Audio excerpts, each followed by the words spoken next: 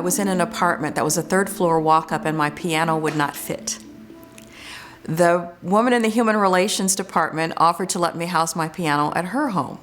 So I did, and the idea was until I could figure out where I could live with my piano. She also invited me to have Thanksgiving dinner at her home because she was inviting all of the people who didn't have family in town. So I went to her home after I got off work. I went to her home for dinner, and I was struck by the fact that there were people of a variety of races there. And at one point, we heard loud voices in the kitchen, but everyone was laughing. And someone pointed out that in the Baha'i faith, we are not supposed to argue religion. And one of the loud voices in the kitchen said, "We're not arguing, we're discussing." And there was more laughter. And I'm thinking, what kind of religion is this that you don't argue about religion? Because the church I grew up in, that was kind of a cornerstone of your proof that you were pious, was that you could argue. And so they explained to me the basic principles of the Baha'i faith. And I was so confused because one of the things they were telling me was that Christ had returned and had brought a new religion. And I'm thinking, well, I'm working in TV news. If Christ had returned, I'd know about this. We would have done a live shot at 11. So I thought they were really nice people, just dreadfully misguided.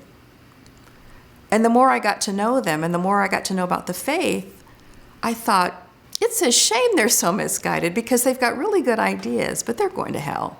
And after about 8.5 years, I realized that, maybe they're not quite so misguided.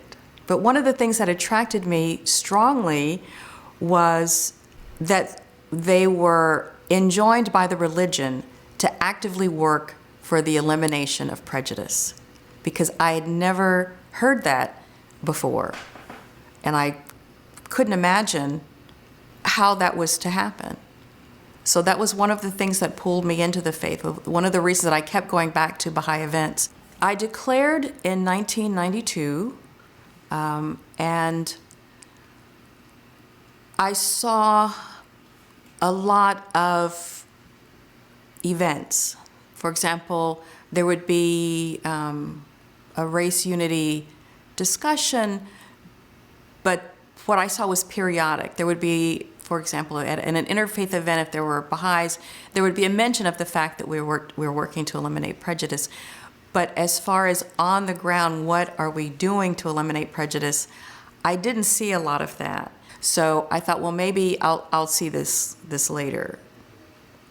And then about a year after I declared, I married Sohail and moved to Nashville, where there was an active, engaged program, an Institute for the Healing of Racism that was happening.